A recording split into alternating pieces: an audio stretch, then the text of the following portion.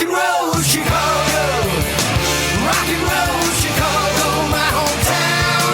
Well, I was born in the city, gonna rock the city, Chicago. Chicago rock and rollers are the best year out around. This is Paul Martin and Ray the Roadie for the Rock and Roll Chicago podcast. What's happening, Ray? Haven't been feeling too good lately. No, it's a shame. Yeah, I saw the doctor, but he couldn't find a remedy for me. Nothing Really? simple, at least. No. So it could be more intense. Yes. Not like intense, like camping tents. Camping tents. Not like camping tents. No. So I'm just trying to find myself a remedy, something to make me feel good. You know anything that might? I do. We've got something coming up right here. Oh, really? We got a band called Simple Remedy. The Simple Remedy. You're kidding. I think that's exactly what the doctor ordered. Yes, it is. Yes, it is. It's it'll be perfect for you. Well, that's awesome. Well, who's joining us? We've got Laura Felker and Ed Ryan. Oh, okay. And Ed founded the band so many years ago. I know Laura. Do you? I do. Where do you know Laura from? She owns the studio in Lockport. Yes, she does, which is not a studio. It's a club, right? It's a club. Yeah, it's a music club. They got food. They got drinks, really good drinks. They got some good bourbon there. They have good bourbon. Yes, they have good bourbon. They have a signature Manhattan. It's called Mike's Manhattan. Nice. Good friend of mine and yours from Cadillac Groove. Yeah. So if you're in a mood for a good Manhattan and you're near Lockport, stop at the studio. You never know. Yeah, and you get some great music too. Yes. Yeah, they have music there 7 nights a week. Just like the old days.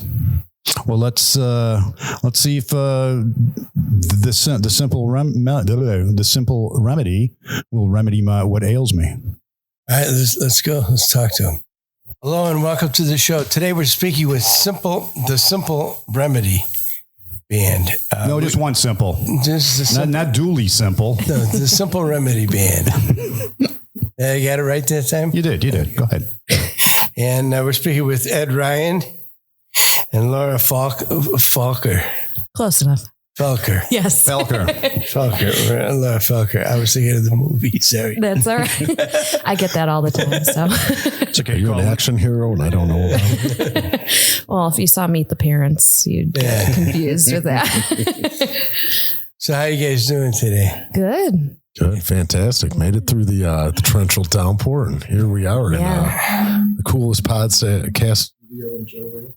You know, we finally get some nice weather and it starts, monsooning. Right. Yeah. Well, hopefully this is it and spring will be here. So hopefully. Yeah, hopefully. So tell us a little bit about the band. So the band's been around quite some time. And you started a band, correct? I did in 2009. So the band's been around, and we've had a number of lineup changes over the year, which comes with being around for 14 years. But I feel like a lot of that was necessary to kind of find ourselves and get to a point where we could find a great singer like Laura here and kind of take things to the next level. We're on track to be pretty well booked through this year, and but we're primarily a band with our roots in country music, and we surround that with some because there's country music in everything. There was country music in the Rolling Stones and the Grateful Dead, and to a certain extent the Beatles. Yeah. Yeah, they were obsessed with some of the old school country guys. Especially Ringo, right? You got it. So we take the parts of those and blend them around the country roots. And I'd like to think we're a melting pot of American music. So that's kind of what I'm going with. I actually love country music. And I think it's what rock and roll used to be. Yeah. If you take country music nowadays, and you take rock and roll, what it was back in the 70s and 80s, and it's the same thing, except maybe with a little twang in your voice. Yeah. You had a steel guitar, a little violin, and you're just building on that kind of block that was already there. And I think it's something that I think there's something for that kind of music for everybody. I really do. And we try to make it well-rounded. So if a bunch of country music fans bring their rock and roll fans or their blues fans out, we've got something for everybody, because we'll do a blues dip and then come back into something else that fits. So I spend a lot of time on set lists and things like that to make it to make sure there's something for everybody. You do. So what do you do in the band, Ed? So I play guitar and I sing. And Laura sings. We try to focus a lot on harmonies, and our other guitar player Pat plays steel guitar and harmonica and mandolin and lead guitar, and he also carries our third harmony. And then he's quite a talented guy. Then. He is a really talented guy. He's a well-known Pat Kiner is a well-known Chicago guitar player. I think he's made his rounds throughout the years in a lot of good bands. And then we're rounding it out these days with Mike Smith on bass and Andy Wilmoth on the drums. And Andy was in Nashville for 9 years, so he cut his chops out on Broadway. And Mike's been in some great local bands. So we've got some veterans with us, and we brought in a powerhouse vocalist like Laura to. I'm the newbie. Yeah, I'm so new to all. She's our rookie of the year. Yeah. But she's killing it. You wouldn't even know it. She came right in and just started kicking butt. So Laura, have you been singing for a long time? Yeah. I think since I grew up around music, my dad was always a really big music fan. So was my mom. But I think I was in my first musical when I was like 7. And then I actually went to college for theater, but I was more interested in the lighting and the sound, and I hated the acting part of it. So, I mostly I was in the background a lot of the time. And it wasn't until I had a project maybe about 6 years ago with another person. And it was kind of like an acoustic project. We wrote a lot of our own original stuff, and that gave me a little taste of the stage, but I still didn't really get the full effect until this year when I joined Simple Remedy. So you've only been with them a short time. Right? Yeah, since December officially. So it's been pretty cool. But yeah, just been singing in the shower and in the car until now, mostly. They didn't find you in the shower, did they? No, that would actually be probably a more interesting story, but way cooler band story, right? Yes, we were in the bathroom, and no, actually, Eddie and I have a couple mutual friends, Andy and Rachel, and Andy had been bugging him to come into the studio that I run, and he finally just came in to shut him up. And when he was there, he heard me sing at the open mic we were doing. And he's like, hold on a second. I want to jam with you a little bit. And that's how it happened. Very cool. Yeah. Now you mentioned a studio that's in Lockport. Yes. And it's not actually a studio. It is not. It's a small music venue. Or that's what I turned it into. It used to be known as a wine bar for a really long time. But I actually just changed gears and made it more about the music. So how long have you been, are you owner of the place? Yes. And how long have you been the owner? So since January 1st of 2021. I see. So right after everything started to open up again. Mm-hmm. So I figured, perfect time. If I fail, I get another job. So now if Simple Remedy's been around since 2009, what were you doing before you had Laura?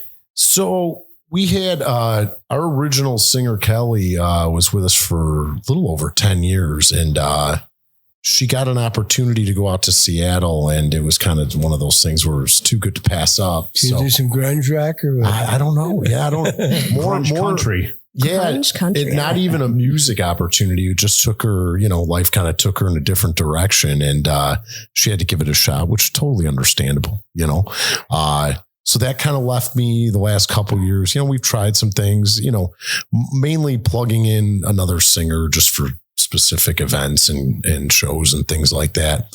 So, but I've been spending that time writing music. And so Laura and I crossed paths at the right time and started working on some original music. And I've got boatloads of notebooks and charts and all kinds of great stuff. And we just started slowly. We've already got 4 done, and probably got another 4 or 5 in the mix. And I've got a couple hundred bits and pieces laying around to piece together. So, the goal of this, other than being that melting pot of music, was to do original music. And, further to that, we're actually starting to work on songwriter nights at the studio. So, original music's going to be the focus going forward. It's kind of got to have the right people, though, right mindset. So these songs that you guys put together, are these your first originals, or have you had originals in the past? Yeah, some of this stuff's been around, some of it's new. Doing some lyric rewrites and things like that now, and kind of polishing them up. So hopefully to go in the studio late summer, early fall, and could be an EP, could be an LP. Who knows? It doesn't matter these days. You could just release singles ad nauseum now, I guess. That's what most people do. Yeah. Right. They release singles and put them out on Spotify. Yeah. Right. Yeah. Exactly right. So, our mindset's shifting to that kind of full blown original. We can build the rest of it around that. So cool. So what kind of music are you doing right now when you play a live show? It's a mix of kind of country roots, Americana music. Okay, so give us an example of some of the songs. So, the other night we opened up with some Chris Stapleton that kind of moved into a song by the band. And then from there it could be anything from Margot Price, Sturgill Simpson, Jason Isbell. And then, we closed our, I'm always adding new songs. So we ended up closing the first set the other night with Gimme Shelter. It was so much fun. That is a variety. Yes. Yeah. And, and you throw in some Tom Petty, some Mellencamp, and then you got everything from the early country legends like, Dolly. Oh yeah. You got some Dolly, you got some, Johnny Cash, Merle Haggard, Waylon Jennings, Willie, all the greats, So you say Americana. What exactly do you mean by Americana? Yeah, so we're taking that and then blending all those songs in with things like the Lumineers and the Head and the Heart and Edward Sharpe, all kinds of stuff. I'm trying to think of some of the newer stuff.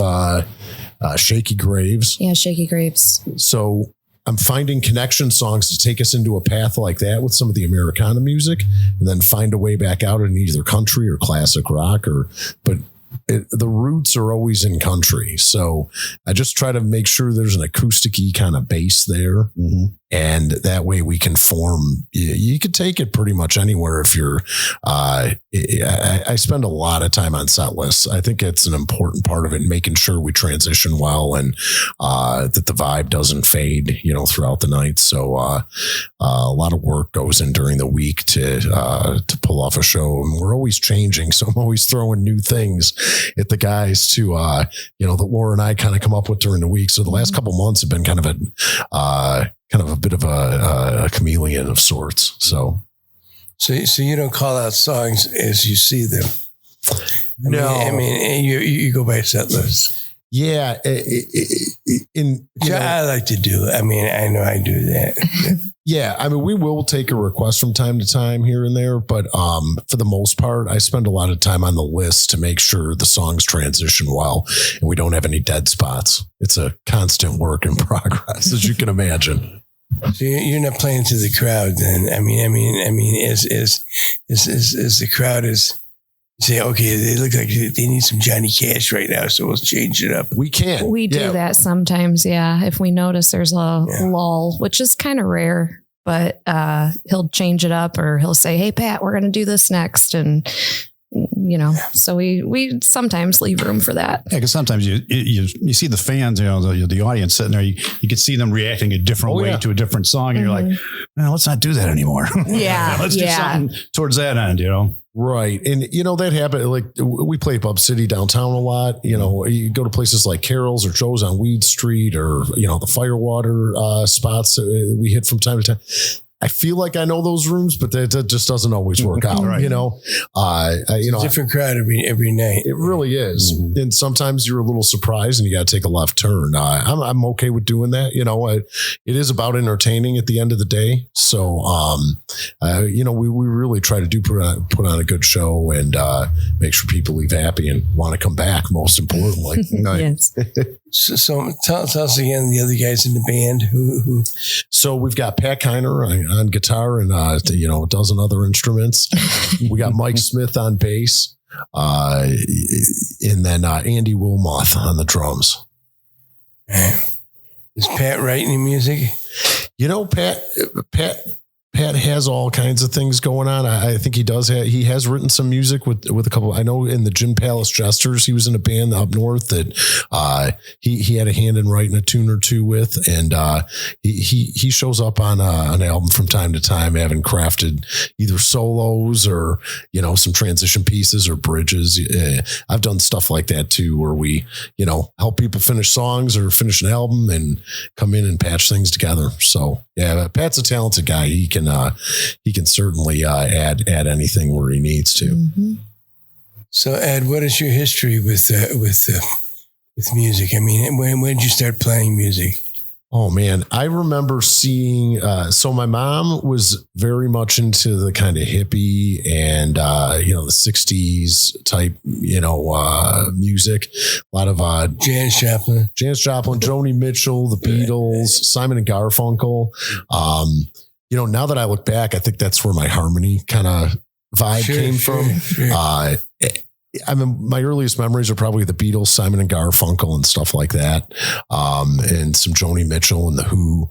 My dad's where I got the country music stuff from. Willie was on in the house all the time. And I remember Waylon and Merle Haggard and all that good stuff. So, and then growing up, I had all these vinyl albums and a big turntable in the house. And then it was there was a pile of 8 tracks in the basement with an 8-track player.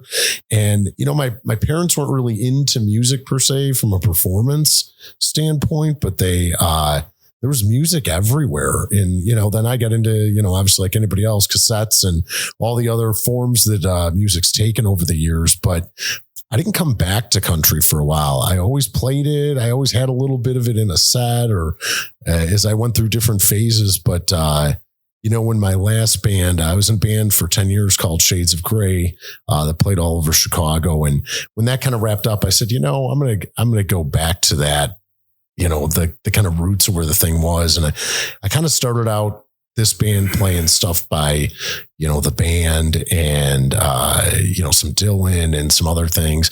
Then we morphed throughout the years into some different kinds of music and adding things to play different places. But, I would say for the last, pretty much 8 or 9 years, it's been this kind of format. So Shades of Grey sounds familiar. Yeah, we beat up the fest circuit for years. Most of the bands around, we'd play fest. Mr. Blotto was around and Fabulous Janes. And, a lot of the bands you still see Infinity and Ara. We kind of worked our way up that circuit a little bit and, played a lot of we were mostly a Southside band. So if you were Riley's Daughter or any of those venues. I've been there several times. Recently. Hey, never a bad time to visit Riley's Daughter, is it? So are you the sole surviving original member? I am. Right. Yeah. When Kelly moved to Seattle, that left me here to fend for myself. So I'm doing okay. We're lucky. We got a lot of support. Ed Warm, who owns Joe's and Bub City and Carol's, has been great to us. He took me out to play at the Windy City Smokeout at the United Center last year. We got to open up on Sunday. They're just fantastic national acts playing there. And he keeps finding spots for me. I don't know what I did to deserve that, but he's just been great to us. And, a lot of other venues that have just, we got stuff coming up this summer at Square Celt in Orland. We'll be at the studio as much as Laura will let me plow through there with the band. And, like I said, we're starting the songwriter sessions now with a lot of talent from, up north in Chicago and out in Joliet and Lockport and Orland. So, there's a lot of like songwriter stuff going on that's very localized. My goal with this and Laura's goal is to open that up. So people are coming from the city and people are coming from other places, not just right here. And we're purposely putting together people that don't know each other already. So 3 songwriters a night each month are going to meet each other for the first time. And, I think 1 or 2 might know each, from different things. Or know of each only other. one goes home with the prize. Yeah, right. Right. It's like Thunderdome. Yeah. Or some cooking show. Right. Yeah. So when they get together, what do they write a song right there? No, we talked about doing like a songwriter circle where they would write that. Maybe in the future that it would be an option, but for now, the way it's structured is they're going to share their own originals and then I think do a cover from somebody that inspired them.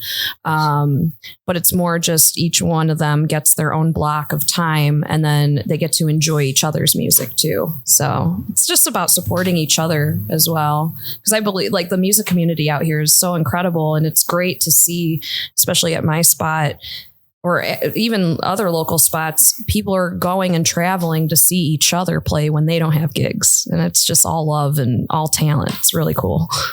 So I know it used to be that way back in the 70s and 80s.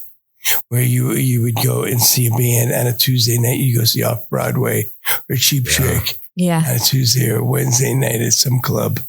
I may be speaking a little bit too old for you guys. No. Oh no, no, I love Cheap the great Trick. Cheap Trick from Rockford. Yes. Rockford. At least you didn't say Moses.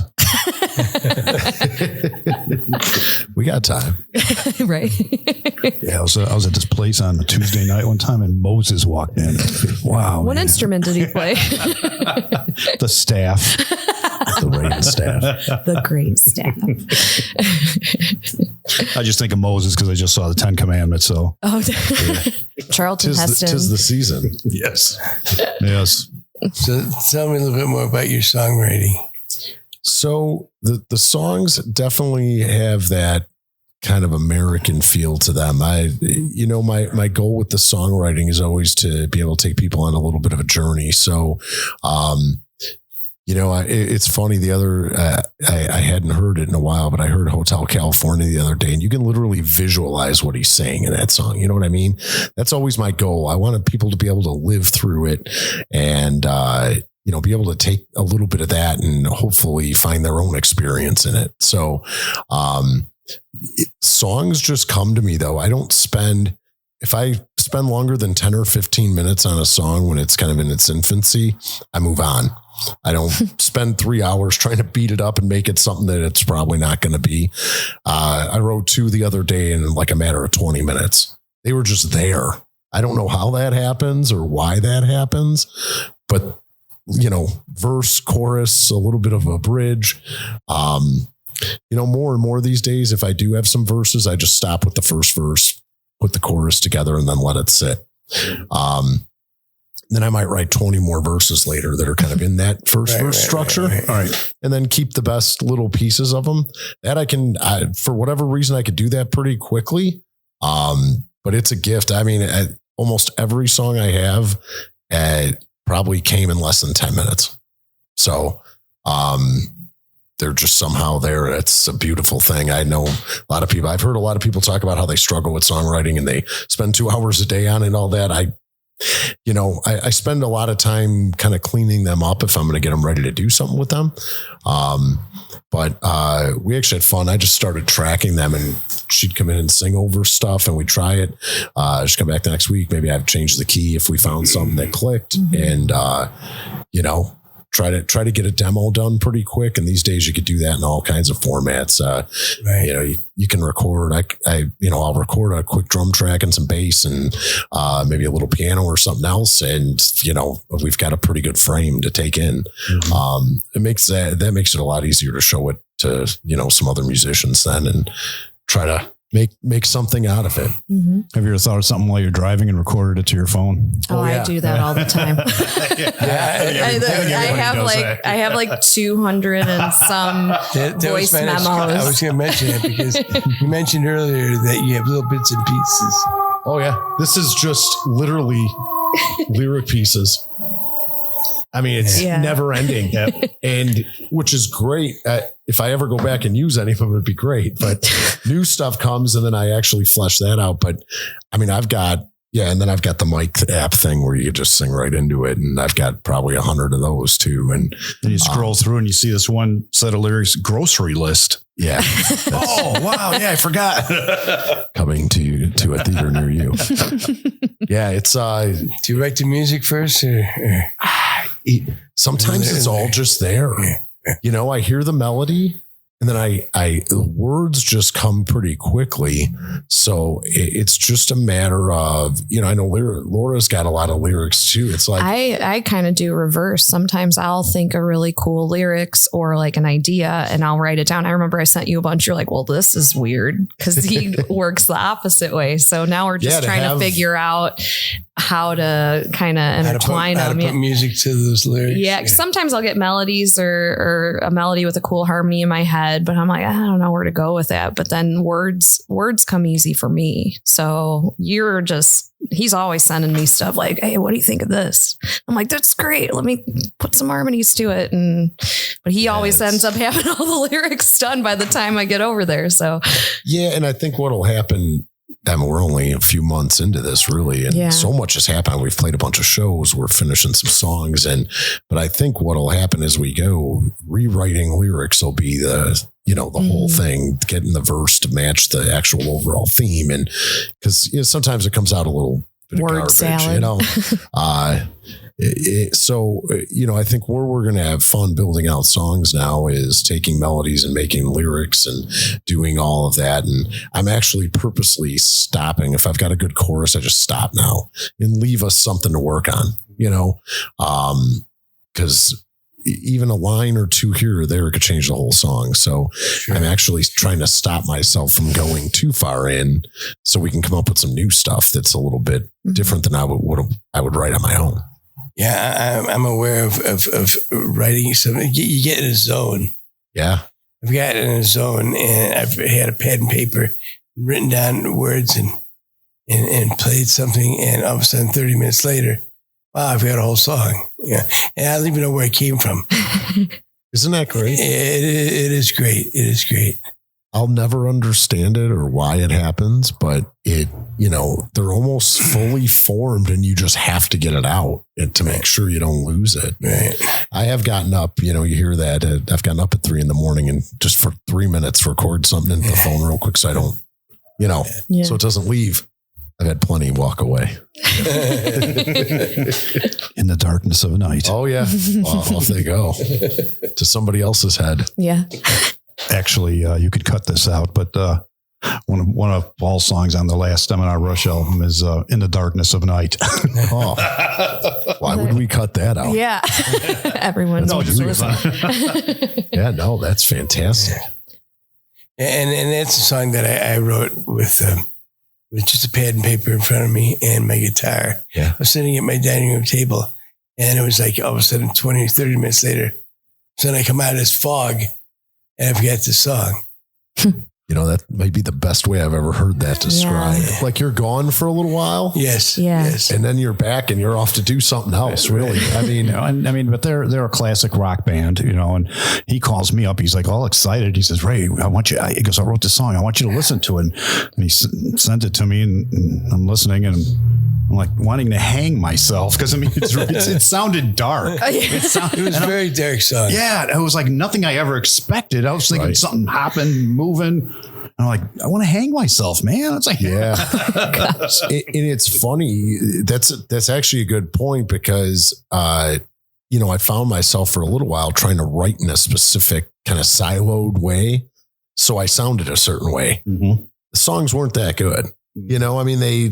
They sounded like I was trying too hard. Right. And then when you just let it all go and you leave for a little bit and it's all there and you come back and you've got this thing, it's real. I mean, that's, I don't think you can force something like that. No, I think if it's forced, it's going to sound like it. It's not going to be fun to play. Right. During the pandemic, we're all quarantined at home, nobody, nothing to do. And I'm sitting around the house and I don't know, watching TV, listening to music or something. I was texting him. I said, you know what? I'm going to write a song. And he's like, you are? I said, go for it. Yeah, go for it. About an hour later, I said, I got it done. Yeah. And it was awesome. basically the same thing. I just started writing this. I had some idea and I started going, and there it was. And then I sent it to him. I said, tell me what you think of the lyrics. So I figured I like the lyrics. I'll work on the melody or try putting something to it later on. Well, by the next day, he had the melody down. So we're going to be the next Bernie Taupin and Elton John. Yes. He writes the lyrics and says them to me, and I read it. Lennon and McCartney. Yeah.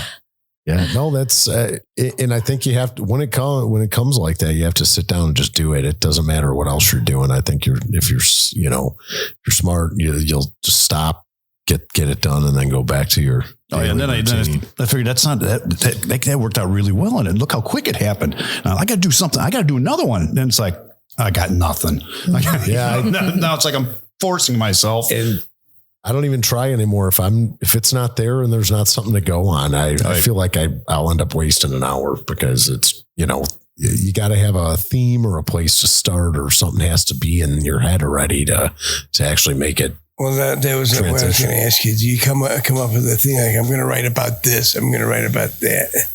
No, I find though that something while I'm writing, you might not keep all the lyrics, but something while I'm writing shapes the theme. And then when I go back to start rewriting lyrics, I build around that, the best part of it. Right. That helps me kind of, the melodies are usually what's there, not necessarily the words. So if I can get that onto paper, that way I can get the phrasing down. And then a lot of times there will be something there. There was a reason that came to me. So that usually ends up forming what I end up, finishing with the lyrics. I see. It's very interesting.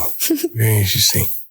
So Laura, tell us a little bit about your songwriting experience. Oh, goodness. I think back in the day when I had that band, we were a comedic band.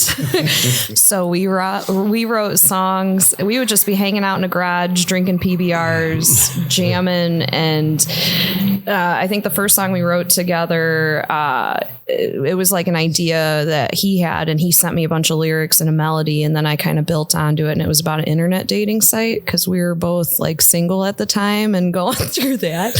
And then we would hang out in this garage, just like I said, drink PBRs. And I'm like, hey, let's write a song about tacos. Okay, let's write a song about Christopher Walken. And then beyond that, I started to understand what goes into songwriting because he was very, very talented. And I started to write prettier songs, but it didn't really fit in our band. So I have a bunch of stuff in my phone still from back then. But for me, lyrics just always came first. I always wrote a lot of poetry.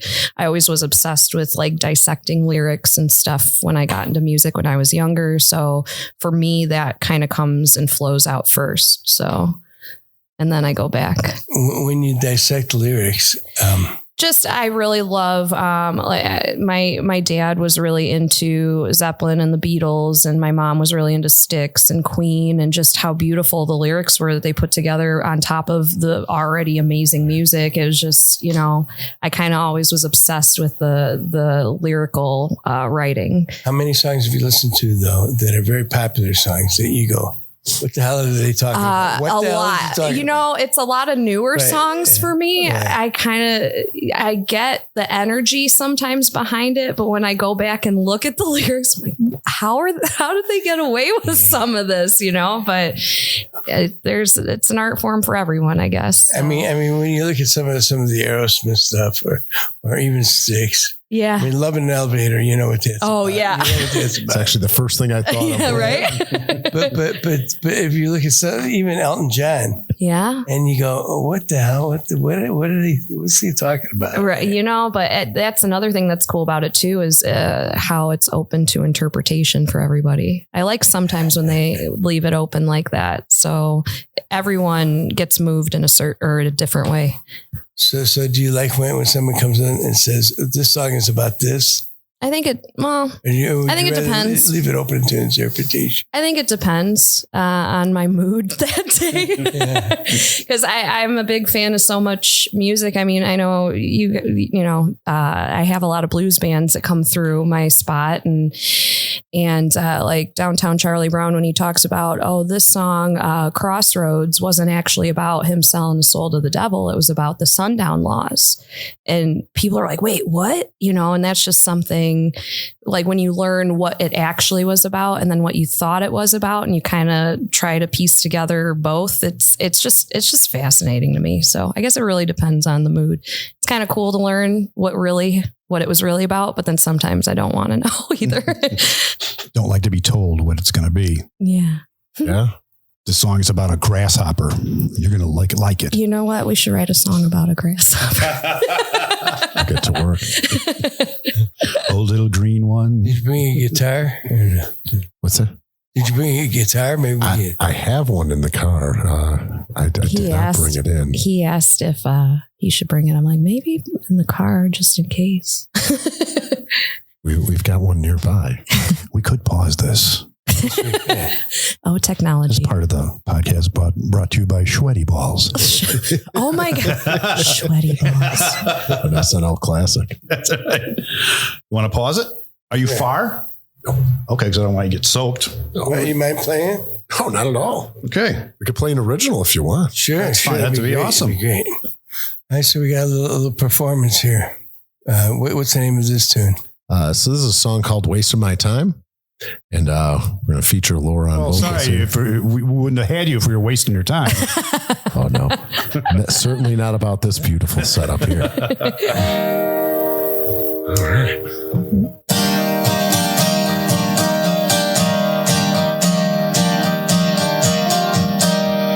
In the blink of an eye, it was all over. The words were so strong. I might need another minute. Did I do something wrong? You think I could have loved you better than waiting so long? Why don't you just take it away? Don't you walk away. I'm not done talking. Heard all of your lines. Now I'm the one walking. Maybe if I close my eyes, it'll be alright. Tonight, I can't wait for you all day. You're driving me crazy. I wanted you to stay. Don't try to blame me. If it's really over, I won't even put up a fight. Tonight, is it just a waste of my time?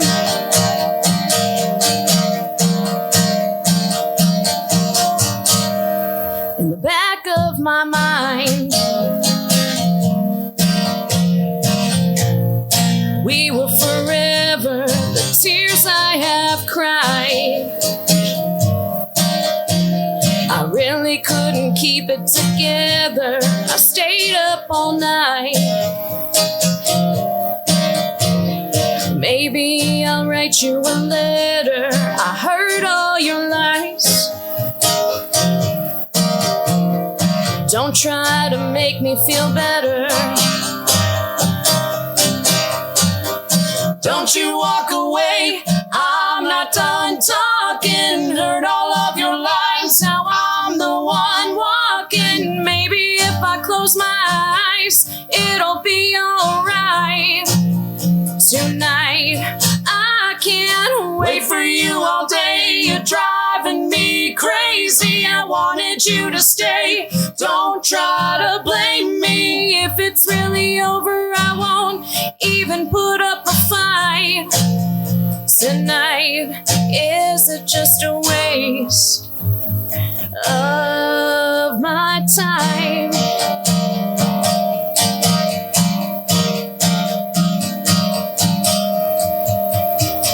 Take your time. Just don't waste all of mine. Don't you walk away. I'm not done talking. Heard all of your lines. Now I'm the one walking. Maybe if I close my eyes, it'll be alright. Tonight, I can't wait for you all day. You're driving me crazy. I wanted you to stay. Don't try to blame me. If it's really over, I won't even put up a fight. Tonight, is it just a waste of my time? Is it just a waste of my time?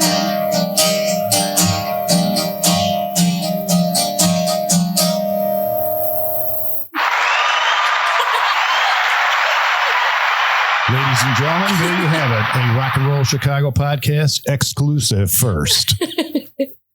Definitely didn't waste our time. That's very, very, very nice. Very nice. Laurie, you had a great voice. Thank you so much. Yeah, you guys sound great. I got a little taste of little Lady A in there. Yeah, I'm sorry. I got that feel from that. Lady A or Little Big Town, maybe. Could be, yeah. It's all in there. It's all in there. Have you ever thought about selling any of your stuff? You know, I've a couple things I was working on. You know, looking Your music and stuff, not your guitars or anything. Oh no, the Not guitars. yourself, right? The babies stay. The guitars stay. Yeah, you know, I actually that's where I was going a couple of years ago. I was thinking of just starting to try to shop songs. But something in me, I knew I still had that, desire to work on original music of my own and actually put it out. And, if that doesn't work, you can, the songs aren't going anywhere. I can do something with them. And certainly if somebody approached me with the right situation, I would definitely look at it. But my primary interest right now is to record my own music and see where that takes us. I feel like a couple of new songs we have are pretty good. And I think they fit what we're trying to do anyway. So I think it's the best place to start. But I do have stuff that doesn't really fit what we're trying to do. And I would definitely consider that, just showing that to people that are writing new albums or looking for original songs. So I just want to be in that space, period. I don't know if I necessarily care in the long run how I stay there or get there. Very cool. Very good. You got another one in you? Yeah, we could do. Want to do Heaven Help Me, maybe? Okay. Or, let's do that one. That one's, yeah. Or either that or Under the Weight. We'll just do this. All right. I sing, you sing. What's this one called? This is called Heaven Help Me. So this one came out, and this one started with kind of one of those things like, when somebody's leaving your life, sometimes it's a good thing. And, heaven help me if you ever come back is the tagline. So.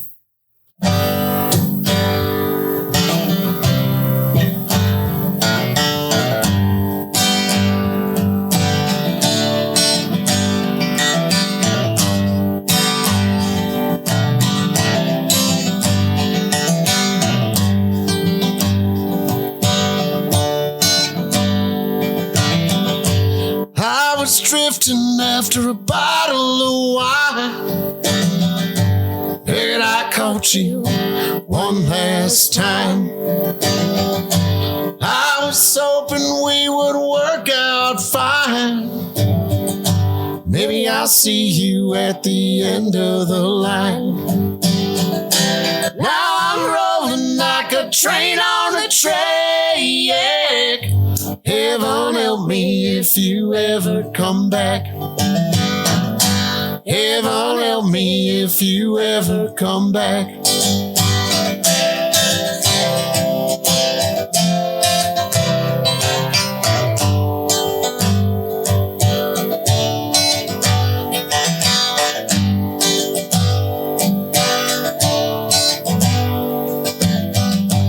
Living down low above the sanity line, thinking about you, well, I'm out of my mind. And I first saw you, we were walking the line. Now I'm just waiting where the sun don't shine. Somehow you always turn my blues to black. Heaven help me if you ever come back. Heaven help me if you ever come back.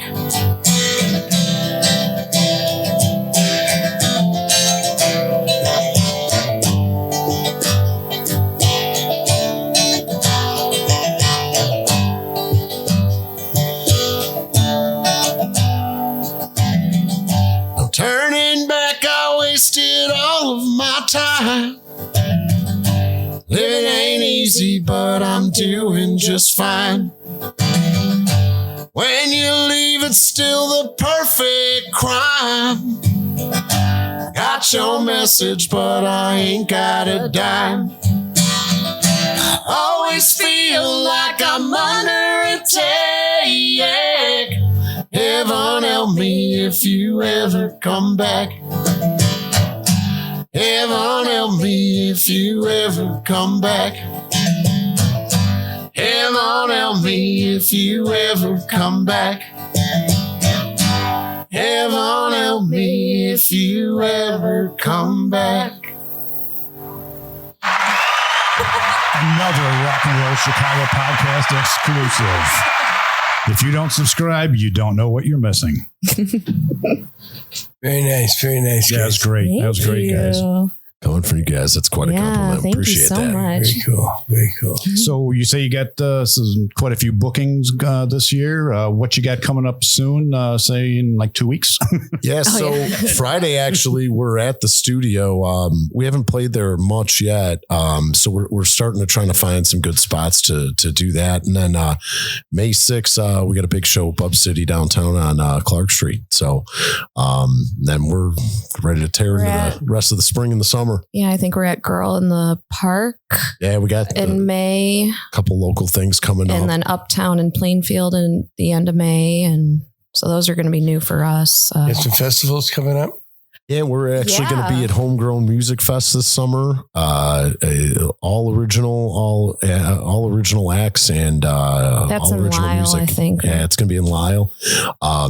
We're more focused on that right now, so we're trying to find spots where we could take the original stuff and do half-hour or 40-minute sets, and rather than it just anchor onto the cover stuff all summer. And I actually thought about just taking a deep dive into the original. Some would call it the dark side because it's hard. I mean, I appreciate these people that are out there doing it every weekend. Yeah. It's so hard and they're doing great with it. A lot of people have spent the years driving that up. But what we've been doing is slipping 3 or 4 of our own songs into some of the bigger venues while we're doing sets and just finding spots where they kind of match up good with a couple of songs in a row. And at least we're playing our stuff to a lot of people then. If there's a couple hundred people in there, they're hearing our stuff. So we're picking our battles between playing original shows and doing the cover stuff, but then just keep slowly, slipping our stuff into the first set. So we're getting in front of more people. So While they're a little sober. yeah, well, they're still semi-sober. You got to mix your own stuff in there. You got to mix it in. We're pretty determined to do that now, and it's we're getting some support for it. I don't think we could play 15 of those in a row at some of those bigger venues right now, but some bands are, and they're we're just hoping a couple of them catch on where we could keep slipping a few more in here or there. So I know, Laura, you said you've only been with the band a few months. Right? Yeah. But what did you do to survive COVID? a lot of live streams. I was surprised all the different people that reached out pretty early on. We raised, I was doing a couple a month where I was doing some live streams with a group called Live Like Rue, who helps families with sick animals and, that need major surgeries or treatments or things like that. So we raised a bunch of money during COVID doing stuff like that. I did some stuff for, different organizations, where they wanted to do happy hours for their employees and things like that. So I actually ended up just filming a couple hour long sets and just sent them on when people needed them. So I didn't even have to keep doing them live necessarily, but they could launch them when they wanted to. Sure. They could do it at call it a day at noon on a Friday and have a happy hour thing. Or, it was really different. I mean, I was so happy when I got out of the basement for the first time and got to play live music again. It was, you look like Moses when you came out of the beard was, super long, and I had tablets and all kinds of stuff. They were just different kind of tablets. We came out with the iPads hot and ready to go. That's your second reference to Moses. I know. It's a Moses kind of show today, We're getting close to Easter. It's appropriate, right? There we go. 'Tis the season. Heathen. Yeah, and similar to our friends from the band The Secret Lives, we're doing a podcast called 3 Feet Deep. So I did a couple of those. Slowly but surely, people started having little events with a ton of restrictions. Mm-hmm. The most interesting thing I saw the first time we had played at a place in a while, they finally let the guard down a little bit again, and people would get up as they got drunker and started to dance, and they would escort them back to their seats. It was the most bizarre thing I've ever, because you feel that lift, right? And then people get up and they're trying to have fun, and they've been cooped up, and you got to sit down, put your mask back on, and try to drink through it. It was, and listen, it was all probably had to happen and all that good stuff. I get all of it, but man, it was for it to stretch into year 2 then, and it feels like things are going to be kind of open again, and going forward, it looks like we're going to have a pretty good summer. I think we're there. I hope it stays that way, and we don't latch, back onto this in the fall. But so can we go back and look at any of those live streams? Absolutely. Where do we find them? They're on they're on the Simple Remedy page, on Facebook, and I think Instagram as well. They're definitely on the Facebook page. So, you can go back about a year to right about now. And, then the year before as well, when it was, we were all locked up, and, there's quite a few out there. So where else can we find you? So we're on Facebook, Instagram, Twitter. The website is www.thesimpleremedy.com. The Simple Remedy. Okay. And coming to a venue near you. And Laura. Yes. The studio you speak of. The studio. Where is this located, and what sort of events do they have there? 900 South State Street in Lockport. I have music every night of the week, pretty much. One Saturday a month, we do comedy shows. One Sunday a month, we do a drag show brunch. We have... That sounds like fun. Oh, there's so much fun. That, Paul. Starting June 10th, that will be our first of many monthly singer-songwriter spotlight nights. And then I also do private events during the day. If people just want to come out and have their parties there, I host for them as well. So do all sorts of different stuff. I try to change it up. So can we find you on the internet as well? Yes. So the website is thestudiolockport.com. And then you can find the studio on Instagram, Twitter, TikTok, which I still haven't figured out how to use, and then Facebook.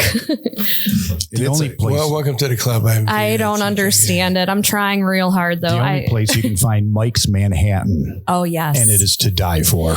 It's Mike's Manhattan, named after Mike Matoya of Cadillac Group. And it's a cool place. I was blown away the first time I walked in there. It's a real music venue, which you don't see a lot on the South Side. Right. I mean, you see it in the city a bit, but to be hosting original music and have they only have one big TV, and I think it's only, and it's not in a spot where it distracts from anything, right? And it's It's not right subtle. above the stage, right? No, that's my biggest pet peeve. I don't like when there's TVs behind a stage because it should be about the people playing. So There's literally a piano tucked into one spot of the bar Under now. the bar, right under the bar. Yep. Yep. I mean, it just gets better and better, and the vibe is great. The people are great.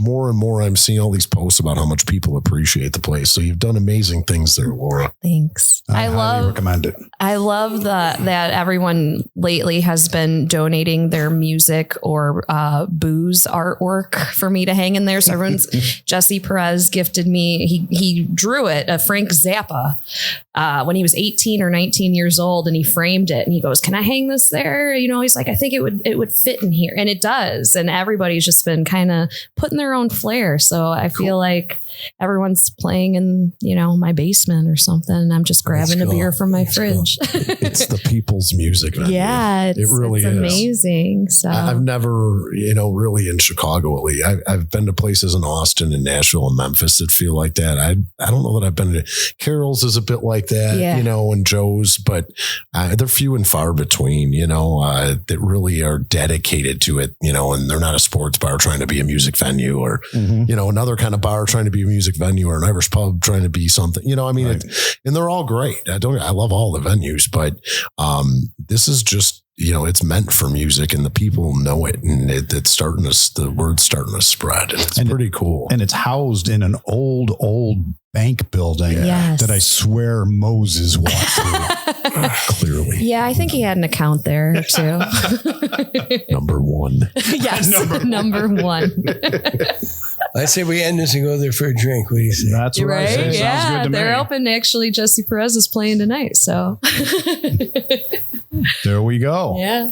Well, guys, thanks for coming out. Those songs are awesome. I can't you wait so to hear much. some more. Yeah. Thank you for that's having great. us. It's an really honor. appreciate you guys. Thanks so much for having us. Thank you. Thanks for joining us. Appreciate it. See you soon at the studio. Yes.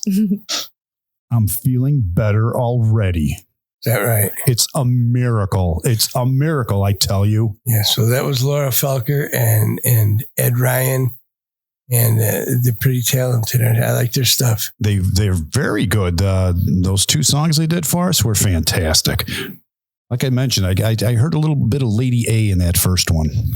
So did I, but you said it before I did. I'm pretty quick on the draw there, especially now that I'm feeling better. Like I said, I think it's a miracle. It's really a miracle. I should go tell my friend Moses. He may have had something to do with this when he went up on the mount. Yes, maybe he did. That's right. But I'm feeling better now. That's good. Good news. So we should get out there and take a look at the Simple Remedy. They sound like they're going to be everywhere this upcoming summer season. Yes, be sure and check them out, folks. Go to simpleremedy.com or find them on Facebook and Instagram and wherever you find, wherever you're apt to go on social media. Wherever you're apt to go. Oh, that's a pun, isn't it? I didn't mean it to be, but I guess you're right. If you're apt to go, but otherwise, thank you all for listening. Once again, we're coming to you from the Rock and Roll Museum on Route 66 in beautiful downtown Joliet, Illinois, from our beautiful, pristine studio. And if you like this podcast, go check us out at rockandrollchicagopodcast.com or rockandrollchicagopodcast.net. And listen to some of our past performances. We're on Facebook. We're on Twitter. We're on Instagram. I think we're on TikTok. You don't know. I don't remember. TikTok's fickle. All right. Well, we're not so fickle. No, we're not. But thanks for listening, everybody. We'll catch you next week. See you next week. Thank you. Rock and Roll Chicago Podcast does not own the rights to any of the music that's played on this podcast. The music is used to promote the band or musicians that are interviewed. Rock and roll Chicago, rock and roll